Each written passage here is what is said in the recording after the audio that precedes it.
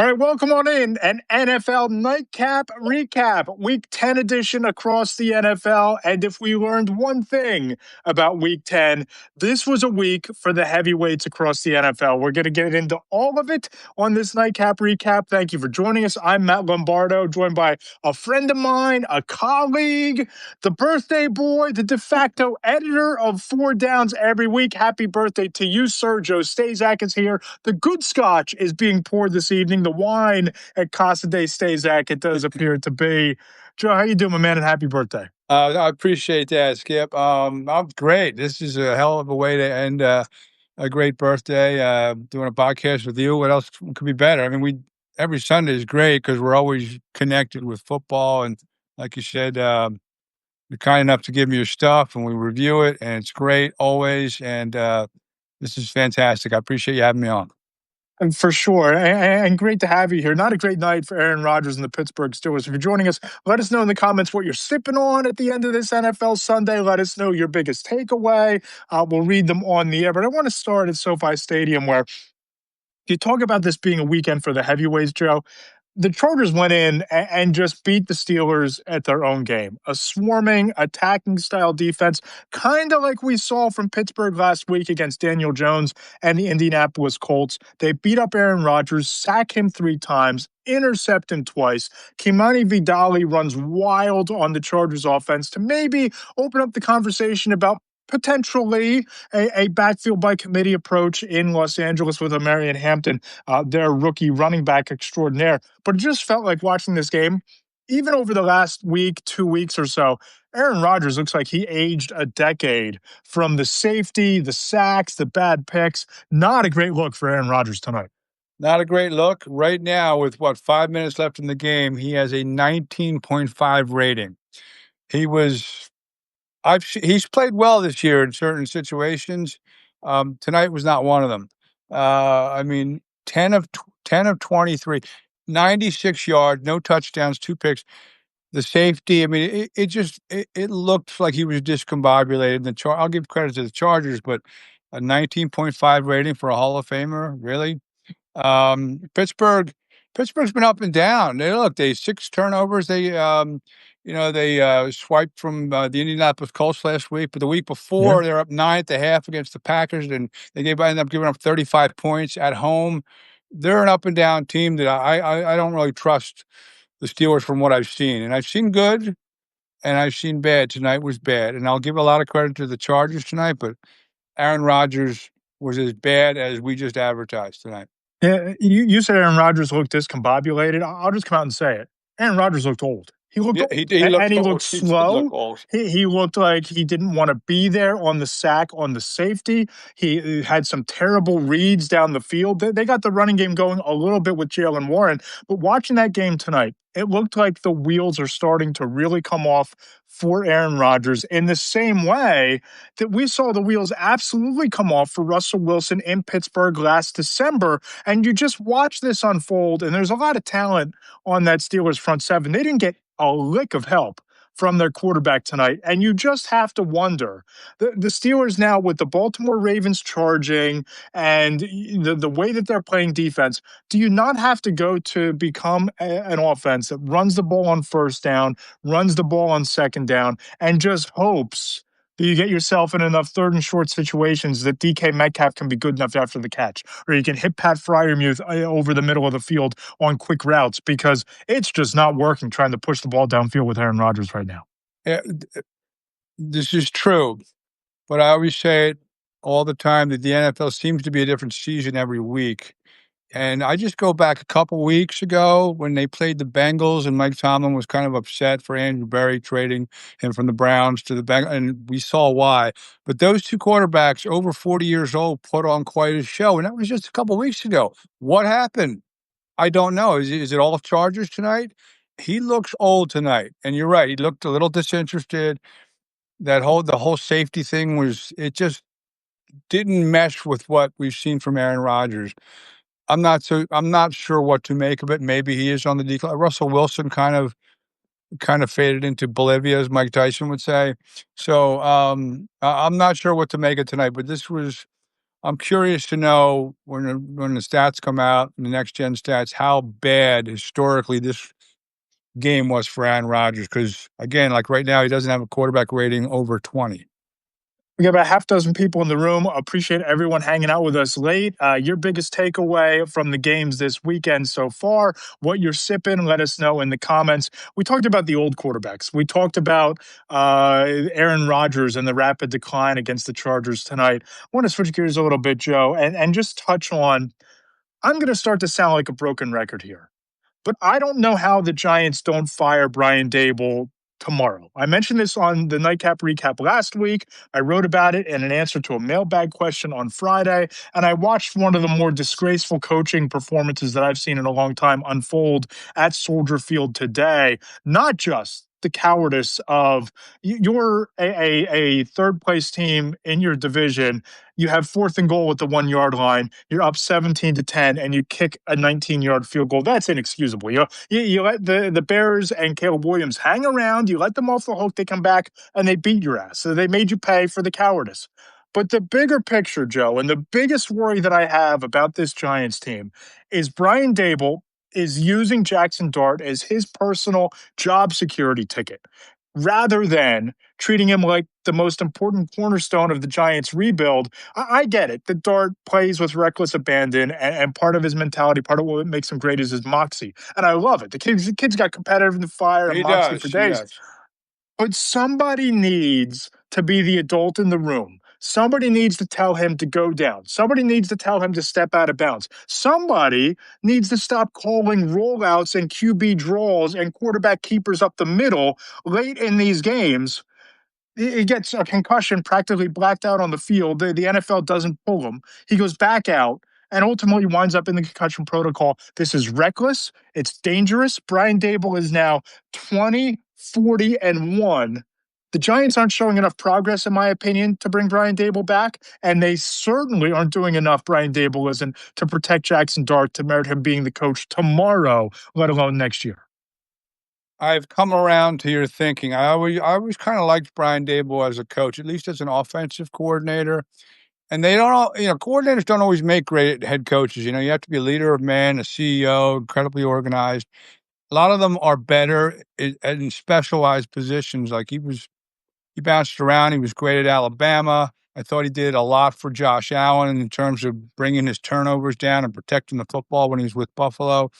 Um, I don't know what happened with the Daniel Jones experiment and things like that, but I think it's time for a change in New York. Look, they blew a 19-point lead in the fourth quarter against the Broncos. I mean, they do show signs of promise with Jackson Dart. I know he doesn't have Cam Scatterboo anymore, and Malik Neighbors is out, and they still hang around. And they gave up. You're right, kicking that field goal, put them up 10, and they gave up 14 points in the fourth 14. quarter to Chicago on two straight possessions as they went 3 and out twice. And I'll give credit to the Bears, but the Giants seem to find ways to lose. That's what bad teams do. That's what bad head coaches do. They find ways to lose. And I agree with you in terms of using Jackson Dart as his personal job saver. I'm not sure what it is because I think at the end of the day, and I'm not sure they'll make a change in midseason. I think they'll make a change with the head coach. And I think Brian Dable's coaching his last few games in New York. Oh, I think it's coming. And I wrote about this in the mailbag on Friday. It's not just about giving the fans Brian Dable's head on a pike outside of MetLife Stadium. It's not about a mercy killing for the record. It's about you need to evaluate if Mike Kafka can be the interim head coach, if the offensive coordinator coming in can do a better job of elevating this offense, evaluate him as a play caller without any ambiguity about who's calling the offense, figure out if he can get more out of Jackson Dart, more out of the offense, and decide whether you need to throw open a full-fledged coaching search, right? It just feels like this is becoming an untenable situation for the Giants in a lot of different respects. And the longer they wait, the less optionality that they give themselves, because you don't want to go into this thing wondering if Kafka can be the guy. You want to know if he showed enough promise to even get an interview. Yeah, I agree. I would open it up to a national search. I don't always like hiring from within because the guy's been there. and Mike Kappa might be a very good head coach. I don't know that, but I would go through the process and get the best guy, get the best candidate you can in to coach that team. I think they're an up and coming team. I really do. It's a shame they lost Yeah. two weapons in Cam Scatterbo and I mean Malik Neighbors. My goodness gracious, he had 109 catches as a rookie with Daniel Jones playing 10 games and Tommy Tomatoes, playing a few other. I mean, it was like you're like, how do you come down with 109 catches with that combo? And again, I'm not.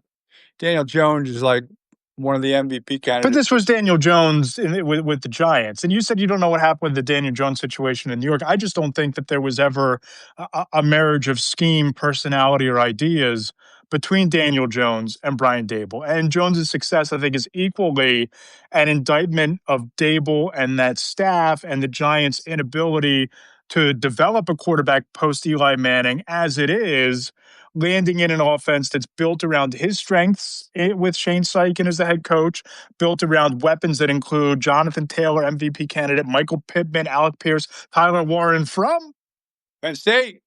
these weapons all around him. I think that the Daniel Jones situation is an equally amazing look for the Colts as it is an indictment of the Giants and Brian Dable. Does Dan Gettleman, what kind of reprieve does he get for drafting a guy sixth overall from Duke and turning out to be an MVP candidate, just not with the team he was with when they drafted? Oh, we're really going down the Giants rabbit hole tonight, aren't we? Because I don't know. It's just a thought. I think that from a talent acquisition standpoint, I do think that Dave Gettleman gets a little bit of a bad rap, right? Because you drafted Andrew Thomas, all pro left tackle. You drafted Dexter Lawrence, all pro defensive tackle. Yeah. We can talk about not drafting a running back number 2 overall when your roster is as inadequate as the Giants was. But you take Saquon Barkley, number 2 overall. He's a can't miss prospect, offensive player of the year, Super Bowl champion. Right. And you think back to the philosophy, they still had Odell Beckham at that time. Right. And the philosophy, at least from my judgment, was okay, Eli Manning is still there. Can you put the wheels on for one more year? And if it doesn't work out with Eli Manning, at least you have Saquon Barkley and Odell Beckham Jr. dropping your rookie quarterback in there. I don't think Gettleman built a great roster. I don't think that he ever adapted to the modern philosophies and concepts of roster building in the NFL. But I don't know that you can argue with the record in terms of drafting and evaluating talent. If you were a college scout and this was Joe Shane making those picks, maybe the Giants are a little bit better off. Who knows? I agree. And the reason I went down that rabbit hole is because you used to be on the Giants beat. Yeah. So I knew I was Yeah. going to get a good answer. It's a good answer, man. Good stuff. By the way, what are we sipping on over there? I know you got the I got red a wine. little What are we sipping? Cabernet from 2021. Little Cabernet. Nice. Yeah, thank There you. you go. I usually do Got the Prosecco. Belvini. I got the good scotch. I got the Belvini good scotch tonight Oh, very for nice. Zach's birthday. We got we got to do a cigar soon, man. It's been a while. Oh, way too long. Now you're Way speaking too my long. language. Michael Allen Brewer checks in. He's sipping on some milk, actually, and he's a Falcons fan. The longer this season goes on, the slightly better I feel about Michael Penix, but the much worse I feel about the coaching staff. See, I kind of have. I don't know how much of that game you saw this morning in Germany. I watched a lot of the second half. I kind of have a different take than Michael. I'm a little bit more concerned about Michael Penix, and I feel a lot better about that defense. And Raheem Morris being a defensive-minded head coach, maybe I give him outsized amount of credit for that pass rush and what they were able to do today against Daniel Jones and what the defense has done a handful of times this year. But you have Drake London, you have Darnell Mooney, you have Bijan Robinson. I just don't know that Michael Penix is elevating them enough, but we'll see. I mean, he has the tools, he has the traits. What's your take on the Falcons and on Penix right now? Because to me, the jury is still very much out. I think But I'm kind of optimistic about the staff. I think the jury's out. I mean, it's only his second year. They're up and down. I don't quite get the Falcons. I mean, they played the Colts tough, but they had no answer for Jonathan Taylor. No answer for Jonathan None. Taylor. He just Not many teams do. No, you're right. 244 yards, another 3 touchdown performance. I think that's his 4th this year. I mean, Dude, he had there's your like 47 yards and a touchdown in overtime. How many running backs across the league started didn't have 47 yards in a game? He had 47 in overtime and They the game couldn't winning I score. was thinking he busted one for, like, 12 yards on a 3rd down. I'm thinking, Yeah. "Okay, they're in much better field goal range than they were in the pre" like, "Alright, they're in good shape." And then they kept handing it to him, and he's just, like, kept going right through that defense. Um, I think Michael Penix will be fine. I really do. I think I'm not sure about the coaching staff. I'm really not because they've been up and down this year. Carolina, like, shut them out, in the game, and then they come back, they beat Buffalo. They're very inconsistent. I'm not sure about Raheem Moore, at this point, and I know the caller or the guy who, the viewer who's watching is under the same guise, but, um, I think the jury's still out on the look, you go as your quarterback goes, so it's all about Michael Penix, in my opinion. And, of course, they have Bijan Robinson as well. They have a nice 1-2 punch. But, it's early. It's his 2nd year. I usually throw out the 1st year for rookies. Um, so that to me, this is the evaluation year, it's his 1st year. I'm Yeah. okay with what he's done so far. I just think the team as a whole has been very inconsistent. I'm going to throw a curveball at you here. It wasn't something we talked about going in. But, dude, how about that Texans defense at the end of that game? Just, snuffing the life out of Trevor Lawrence and the Jaguars, taking it over. And I still think the Colts are the prohibitive favorites in that division because they have Jonathan Taylor, because there's so many playmakers. I think the Sauce Gardner addition is going to be enough to really elevate that defense when they're healthy. Brian Baldinger told me he thinks that it's one of the premier secondaries in the sport. But man, oh man, with Davis Mills in at quarterback because CJ Stroud is out, and your defense has that kind of effort and just rips the ball away at the end of the game to steal the win. Cheers to the Texans. Cheers to that defense today. Cheers to D'Amico Ryans and his squad getting it done. Big division win, and the race gets a little bit more interesting in that division. They started out, I think, 0-3. They're 4-5 now, and they're in the mix. I think you're right, and CJ Stroud's coming around a little bit too. He had the sophomore slump last year, and then was it last year or was it this year? He has not been playing well, but that whole team, and I like D'Amico Ryans. I like what he's done, and again, I like the fact that he's kind of stabilized what was going on, because they on horrible start to the season. They're in the mix again, and that was a big win. And defense travels, and they play very good defense. And D'Amico Ryans was a good defensive player, but amazing ending to that game. I mean, that's what they're taught, and they ripped the ball out, and they did a tremendous job. And again, they're one game behind Jacksonville right now, and they're very much poised to make a run for that division. Who's your winner of the week? Who impressed you the most today, league wide? I thought, well, Jonathan Taylor was amazing, 244 yards. I know we picked the rookie from the Saints. I thought he was Yeah, tremendous. He had a quarterback rating of 128.2, I believe, and it was a first win for a rookie in New Orleans. I think you told me this, 1981.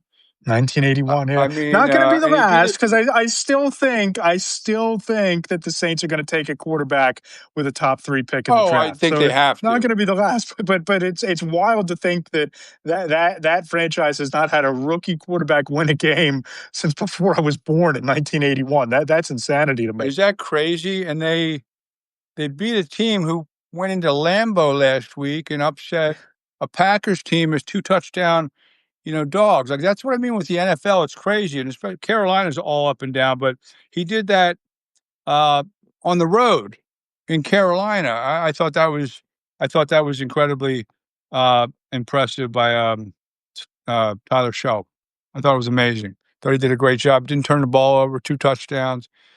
But like, since 1981, really? Yes, they're looking for a quarterback because, I mean, he did a nice job today. I don't think he's the quarterback of the future, but I think the Saints are looking to, upgrade at the quarterback position. Again, if you don't have a quarterback, you don't have a team really. You really don't.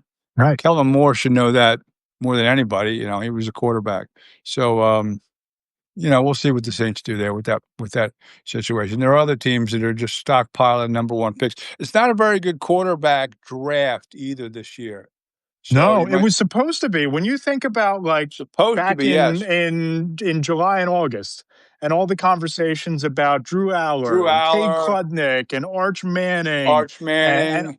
all these guys. And I had a conversation with a league executive about 10 days ago, just kind of, shooting the breeze about the quarterback class coming in. And he basically said it went from being this elite class to the definition of mediocrity that other than maybe The guy from Mendoza in Indiana. Mendoza from Indiana. By the way, Yeah. was that unbelievable yesterday? A I know catch. Oh we my both goodness. cover Penn State and we like Penn State, but that was that was like the catch of the year. Like the fact that Yeah. he was drift. I mean, when he caught the ball, he was like 3 yards out of bounds, and all of a sudden, boom!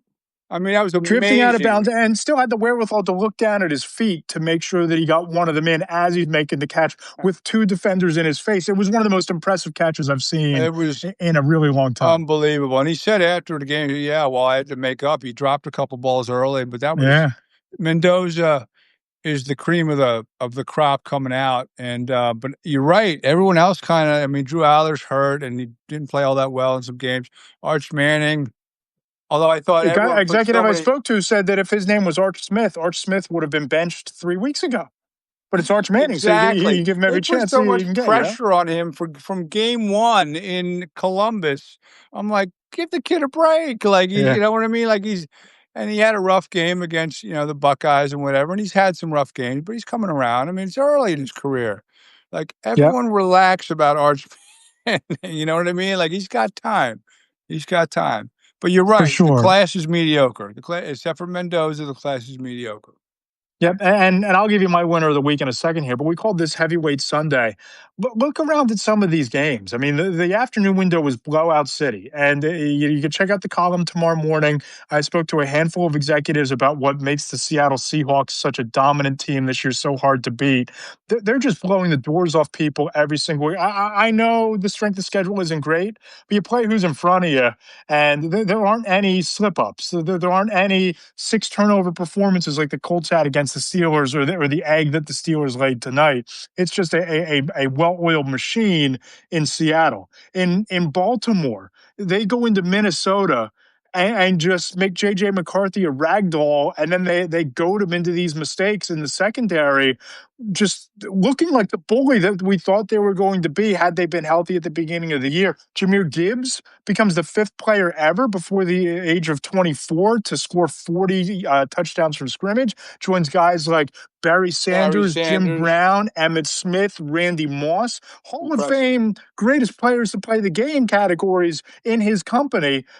But gee, do you think Dan Campbell didn't forget the blowout loss in the division championship game? They ran up the score on Washington and the Marcus Mariotas today, and then Matthew Stafford, 400 yards, three touchdowns, no picks again. I mean, these are just statement wins by heavyweight teams across the NFL on a day where it feels like maybe we got a little bit of separation or at least some definition of contenders versus pretenders.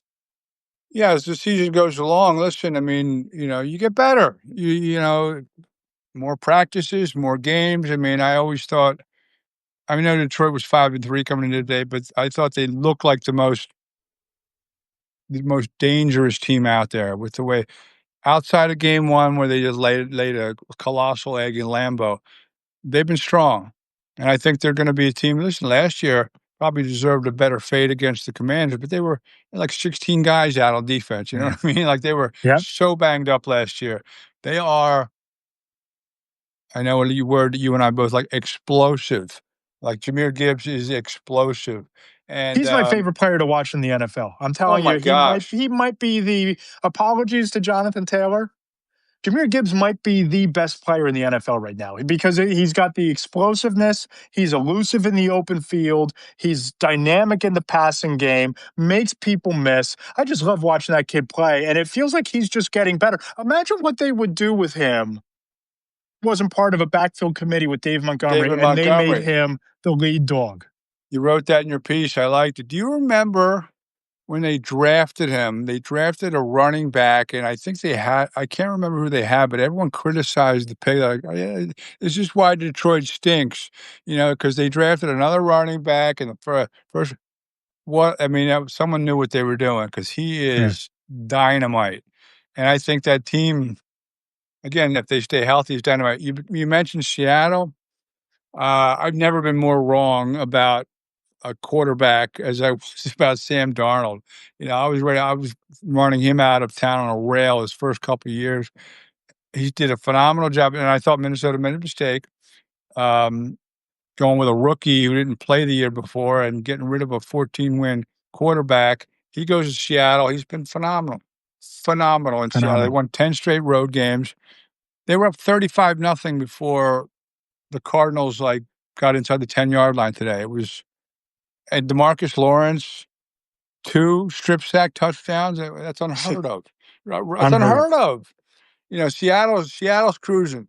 What are they, 8-2 now? They're cruising right now. And You, Sam you, Darnold you talk is about brands of football that travel. If they can get Darnold to protect the football, that brand travels. You play stifling defense, you run the ball down people's throats with Carbonet, and you go and you get Rashid Shaheed as her to complement Jackson Smith and Jigba and Cooper Cup, and you have 2 really good tight ends.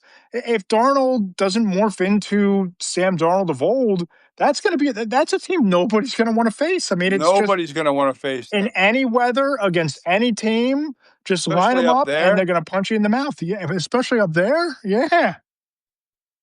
No, I totally agree. And his teammates love him. He's done a phenomenal job there. Again, I mean, I'm not saying JJ McCarthy's not going to be a franchise quarterback, but I mean, I know they wanted to save money and because they drafted, I mean, McCarthy's got 3 more years left on his rookie contract, and I know Sam Darnold had a rough time at the end of the year against Detroit, and then the Rams, bum rushed him. But I thought that he didn't get a lot of help from his offensive line, but I thought they made a mistake. I thought they made a mistake, and they tried to save some money, and they got rid of a quarterback who was really coming into his own in Sam Darnold, and he's doing it in Seattle. My winners of the week. It's rare that you get to win twice in one day, but that's what the New England Patriots did today. They're the lead in Well, the column tomorrow. Spoke with a veteran scout about what makes Drake May special in that situation. You'll read that tomorrow morning, Monday morning rather, in 4 Downs. Probably listen to this on your way to work or something in the morning. But Joe, you just look at that game, and that's the formula. You have Drake May in the vertical passing game, and that's without Keyshawn Booth, who had been their most prolific receiver until he got the hamstring injury last week. But Stephon Diggs with that ridiculous catch at the end of the that first was a half, great catch at the end of the half. insane. And they're well coached, not just because they have Josh McDaniels, one of the premier play callers and quarterback whisperers out there, but Mike Vrabel deciding that, hey, it's first and goal with 50 seconds left. The Buccaneers don't have any timeouts. It's the end of the half. Let's reverse quarterback sneak this and just to drain some clock. You score there. Henderson runs wild the first series of the second half. Your defense has a couple of lockdown, shutdown plays and shutdown moments against Baker Mayfield, of all people. And then Henderson busts out on a 54-yard run to end the game, and he has the wherewithal to look to the sideline and ask the coaching staff, hey, should I score or should I go down? And he scores. I could not be more impressed by the New England Patriots, by Drake May's continued ascension. And they basically get 2 wins because in Miami, the Bills played down to the Dolphins competition. They lay an absolute egg. And with 1 win already in hand, the Patriots have a 2-game lead in that division. We, 2-game lead. we, we, we should really be talking about New England as a potential AFC East winner, despite how good Buffalo has been, despite beating Patrick Mahomes and the Chiefs last week. New England's playing some of the best, most consistent football in the league right now. And Derek May's just been, he's been phenomenal. His numbers weren't great today, but the way he's kind of, stabilized that unit, and they have Stephon Diggs, but they don't really have Mac a lot. Hollins, your boy, your fellow, Yeah, your yeah, fellow they do have Matt shoeless Collins. walker. Does plays without shoes. I love Matt Collins, but what Mike Vrabel's done there in 1 year, in 1 season, is unbelievable. And they do have a 2-game lead over the Bills. I mean, the Bills started 4-0, but if you look at who they beat, they didn't really beat anyone, and they lost a couple games, and then they came back. Baltimore. In the last They two beat Baltimore. games, they put up they beat 40-9. I guess they beat the Panthers, and then they beat the Chiefs at home. And all right, you look like Buffalo's back. And then they lay a colossal egg against a team that's just completely falling apart, fired their GM. I don't know what the deal is with Mike McDaniel, but I mean, they look great today. And Buffalo looked terrible today. But the Patriots are steady. They have a 2-game lead. Do you want to play them? Not really. I mean, Not they're really. not Brady Patriots, but they're strong. And Vrabel's done a phenomenal. You got to give him a lot of credit. And they're young. I mean, look, Kyle Williams, rookie receiver, 50-plus yard touch. I think they had 4 explosive plays of 50-plus yards today in New England, down there against Tampa Bay and the Buccaneers. Statement win for them. And, I host the Between the Hash Marks podcast with Mike Tanier. Can't wait to needle him about this game on Tuesday because he's one of the biggest Drake May and Patriots skeptics out there. They went Really? down. They were looking for validation. They got a statement win, and it might have been the most impressive statement win of the year for any team, other than maybe Buffalo punching Patrick Mahomes in the mouth last week. No, I agree. I mean, the Bucks are tough at home, and Baker Mayfield's done a nice job. And they were, 6-2 coming into the game, and they were again the game was in Tampa. It's a tough place to play because Baker Mayfield's done a phenomenal job there. And I guess even up till recently, you could mention him in the MVP race. And New England just went down there and did their thing. Again, they didn't flinch. With a second-year quarterback over Baker Mayfield, who's kind of at this point a grizzled veteran, but they did the Patriot thing, and again, Vrabel he probably got a raw deal from the Titans, but um, and came in after the previous guy was there for 1 year, and they didn't New England didn't flinch. All right, this guy's not working out. We're going with Mike Vrabel, a guy who's Mr. Patriot. I think he had 3 touchdowns as a linebacker in the Super Bowls. As a Patriot, he's buttoned up. And again, you don't go anywhere without a quarterback. And Drake May was a great pick. So far, he's paying big dividends. By the way, we mentioned Mike Tanner. I want to pour one out for my guy. Him and his wife decided to go down to New Orleans, a little extended getaway this past week, and they were supposed to fly home last night. And I start getting these text messages from him that they're stranded at the airport at like 10:30, 11, 11:30. Flight keeps getting delayed. I said, dude, just go. We're now at the point. Just go find the most expensive top shelf scotch at the airport bar, or go to a Well, lounge. Louis Trey at like Well, $500 a yeah, pop. right. Louis Trey, a little bit of Johnny Walker Blue, whatever you decide to pour. Go get yourself a scotch because this is going to be bad news bears. They wound up having to take a Greyhound bus. He took a Greyhound bus this morning from New Orleans. I don't even know that he's back at up above the Mason-Dixon line yet at 11:45 at night on Sunday. I feel for Mike. The blue sky at Mike Tanier account has been tremendous with the photos of Greyhound bus stations in Mobile, Alabama, and Biloxi, Mississippi, and somewhere in Biloxi, the suburbs of Mississippi. Georgia. Just the roadman traveling band, not in great places there. I really feel for Mike in all seriousness. I've been on travel nightmares before, but nothing quite like this. Uh, Wow. You're not kidding if with the I were bad him, news bears. hop a flight in Atlanta, man. Take the bus to Atlanta. Go to Oh, Hartfield and that Jackson and airport's get a on an nightmare airplane. too in Atlanta, but it's better than taking a bus all the way home. Oh my God. Prayers to Mike. Yeah, You don't even know where he is. we'll Oh find man, out it's a on great. Tuesday. Maybe next Tuesday. You might be getting a call to fill in on the main pod Hey, on next man up, man. Tuesday. Next man up. And any parting shots, final takeaways from tonight? I thought it was an interesting Sunday again. I'm interested to see in how the Eagles fare against the Packers tomorrow night.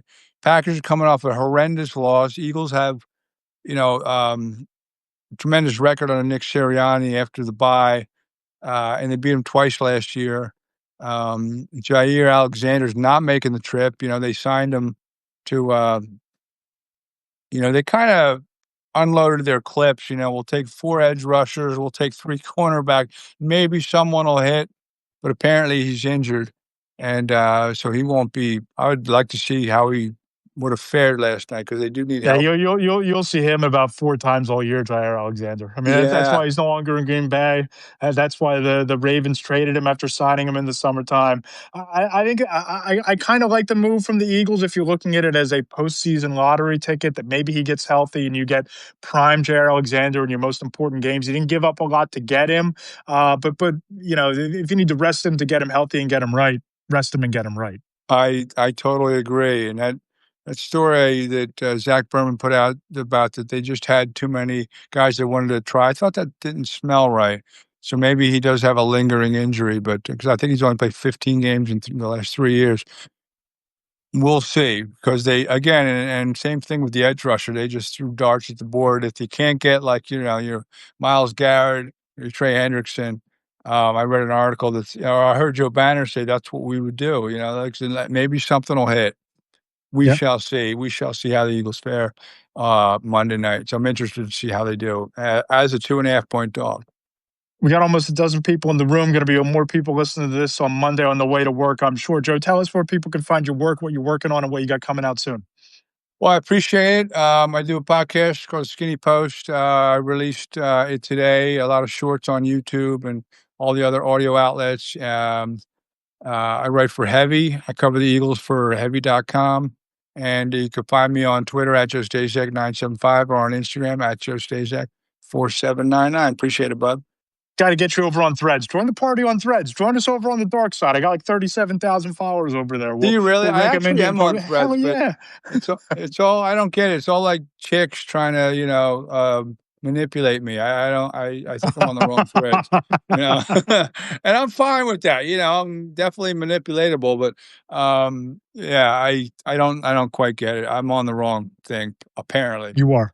But that's all right. It's been a ton of fun. Happy birthday to you. Thank you, All my these friend. nightcap recaps. It's a great joy. It's like being back in the studio in Philly again, catching up like old times. Everybody, check out the column tomorrow morning. You can subscribe it between the hash marks on Substack. You can follow me on Blue Sky at Matt Lombardo, Threads at Matt Lombardo NFL.